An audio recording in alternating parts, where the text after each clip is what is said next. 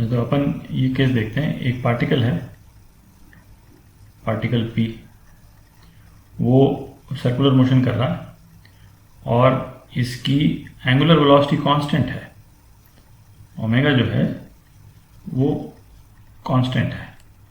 इसका मतलब हो गया कि जो इसकी लीनियर वेलोसिटी है v, जो r ओमेगा होती थी, वो भी कांस्टेंट है। लीनियर वेलोसिटी का मैग्नीट्यूड जो है वो कांस्टेंट है। ठीक है, इसका मतलब है कि एंगुलर एक्सेलरेशन 0 है। इस डायरेक्शन में बॉडी एक्सेलरेट नहीं कर रही है, बॉडी की एंगुलर वेलोसिटी चेंज नहीं हो रही है। ठीक है, अच्छा, एक्सेलरेशन हमने क्या देखा था? लीनियर एक्सेलरेशन ये क्या होता था? dv/dt, और वेलोसिटी जो है वो वेक्टर है, इसका मैग्नीट्यूड भी है, डायरेक्शन भी है। तो वेलोसिटी का मैग्नीट्यूड भले सेम रहे, यदि इसका डायरेक्शन भी चेंज होगा तो एक्सेलरेशन हो जाएगा। ठीक है, तो इस केस में क्या हो रहा है? बॉडी की वेलोसिटी का मैग्नीट्यूड कांस्टेंट है, ठीक है, पर इसका डायरेक्शन चेंज हो रहा है। यहाँ पे इस डायरेक्शन में था, यहाँ पे वेलोसिटी का डायरेक्शन ये हो गया। ठीक है, यहाँ वेलोसिटी का डायरेक्शन कुछ और हो गया, टेंजेंशियल है बट डिफरेंट हो गया। तो इसका मतलब बॉडी जो है वो एक्सेलरेट कर रही है। वो एक्सेलरेशन हमको फाइंड करना है और फिर उसका डायरेक्शन भी देखेंगे क्या डायरेक्शन होता है। ठीक है, तो इसको निकालते हैं। तो सपोज यहाँ पे बॉडी P है, ये यहाँ से एंगल बना रही थीटा।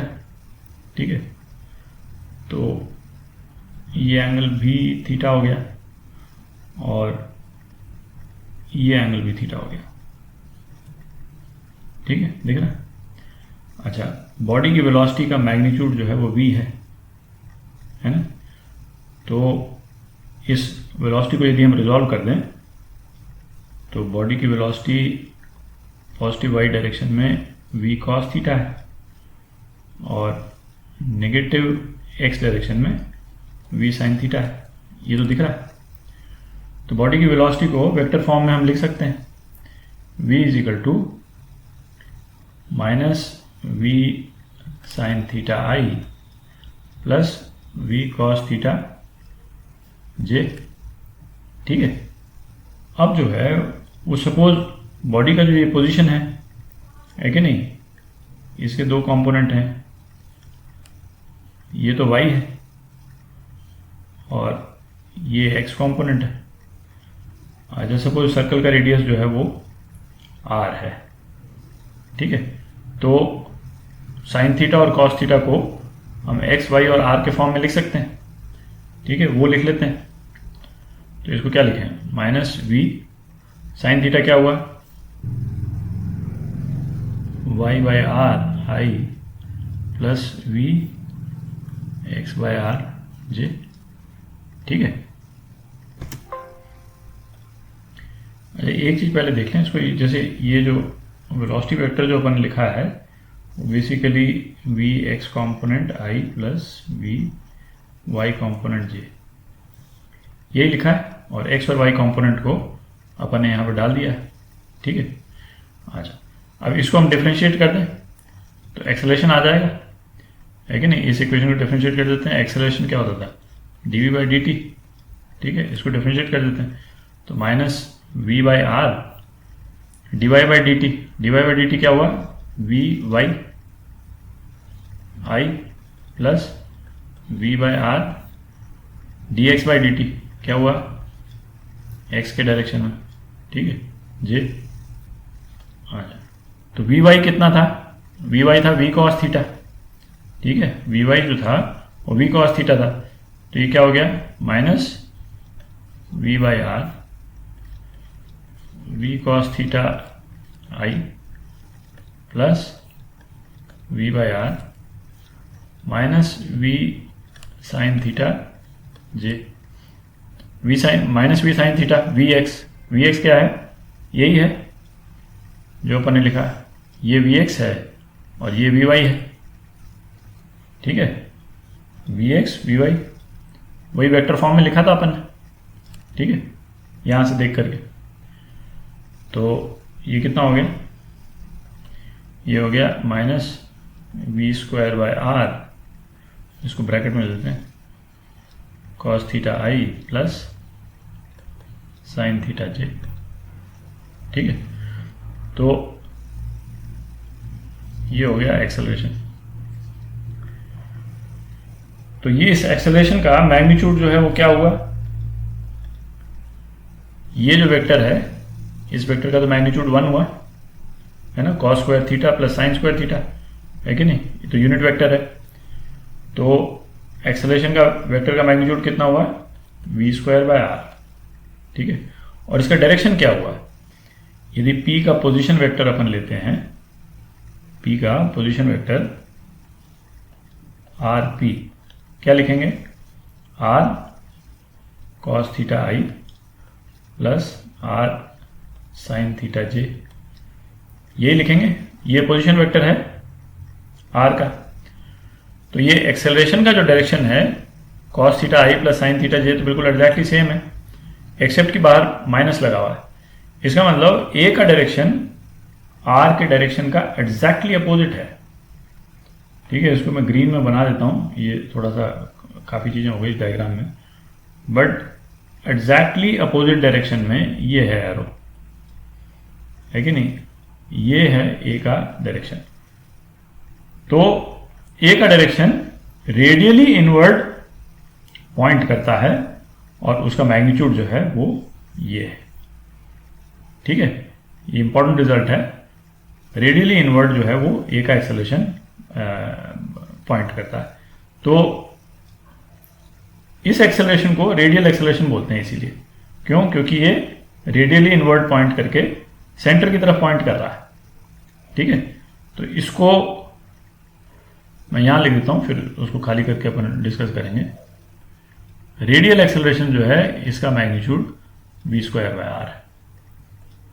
ठीक है, ये इंपॉर्टेंट रिजल्ट है।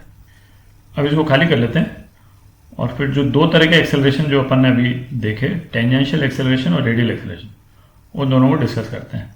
ठीक है, तो अभी जो अपन ने रेडियल एक्सेलरेशन देखा उसमें एंगुलर एक्सेलरेशन 0 था।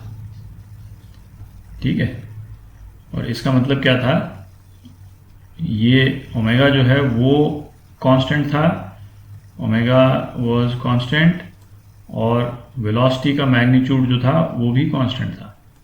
ठीक है, तो ये केवल वेलोसिटी का डायरेक्शन चेंज होने के कारण एक्सेलरेशन हुआ, और रेडियल एक्सेलरेशन इसका magnitude v square by r है और इसका डायरेक्शन जो है वो रेडियली इनवर्ड ए आर। ठीक है, और इसको बोलते हैं या तो रेडियल एक्सेलरेशन या इसका एक और वर्ड है सेंट्रीपिटल एक्सेलरेशन। ठीक है, दो नाम से इसको बोलते हैं। दूसरा एक्सेलरेशन जो अपन, ये तो पहला हो गया, दूसरा एक्सेलरेशन जो अपन ने देखा था, लेकिन इन दोनों में डिस्टिंक्शन बिल्कुल क्लियर आपके दिमाग में रहना चाहिए, और ये कब होता है, किस डायरेक्शन में हो रहा है, आपके दिमाग में बिल्कुल क्लियर रहना चाहिए। दूसरा एक्सेलरेशन हमने देखा था जब एंगुलर एक्सेलरेशन मतलब 0 नहीं था, वॉज नॉट इक्वल टू 0। ठीक है, एंगुलर एक्सेलरेशन 0 नहीं था, तो ओमेगा वो ये भी कांस्टेंट नहीं था और वेलोसिटी भी कांस्टेंट नहीं थी, वेरी कर रही थी।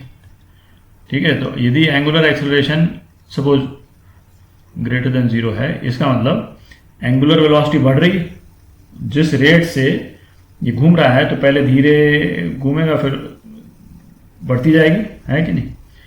अच्छा, चूंकि एंगुलर वेलोसिटी बढ़ती जाएगी तो लीनियर वेलोसिटी भी बढ़ रही एक तरह से, है कि नहीं। v क्या होता था, आर ओमेगा होता था, तो जब ये बढ़ेगा तो लीनियर वेलोसिटी भी बढ़ेगी। ठीक है, और लीनियर वेलोसिटी बढ़ेगी तो एक्सेलरेशन भी बढ़ेगा। ठीक है, तो इस वाले एक्सेलरेशन को जब अल्फा 0 नहीं होता है, इसको टेंजेंशियल एक्सेलरेशन बोलते हैं। ठीक है, और ये टेंजेंशियल एक्सेलरेशन तो बेसिकली लीनियर एक्सेलरेशन हो गया। जो लीनियर एक्सेलरेशन जो अपन जिस तरह से उसको इंटरप्रेट करते थे और बोलते थे, है कि नहीं, सेम चीज है। क्यों? क्योंकि ये एक्सेलरेशन वेलोसिटी का मैग्नीट्यूड चेंज करने के कारण हो रहा है। ठीक है, मैग्नीट्यूड चेंज करने के कारण जो एक्सेलरेशन हो रहा है, तो इसका डायरेक्शन जो है वो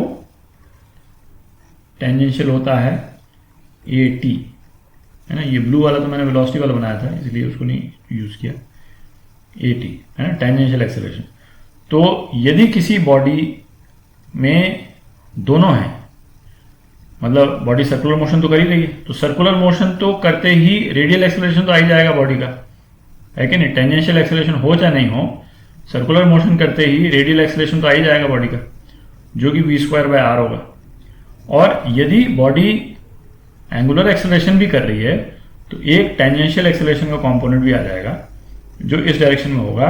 और उस केस में बॉडी का नेट एक्सेलरेशन यदि पूछता है, तो नेट एक्सेलरेशन इस डायरेक्शन में हो जाएगा।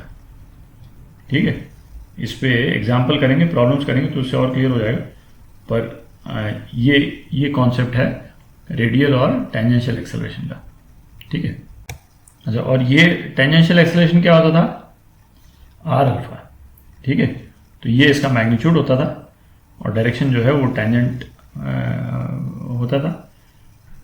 तो अब कुछ एग्जांपल देखते हैं जिसमें अभी तक जो भी अपन ने देखा है ना, इक्वेशन ऑफ सर्कुलर मोशन देखी और सर्कुलर मोशन के वेरिएबल्स देखे और एक्सेलरेशन देखा दोनों टाइप का। तो उसमें कुछ एग्जांपल देखते हैं, उससे ये कॉन्सेप्ट और क्लियर हो जाएंगे।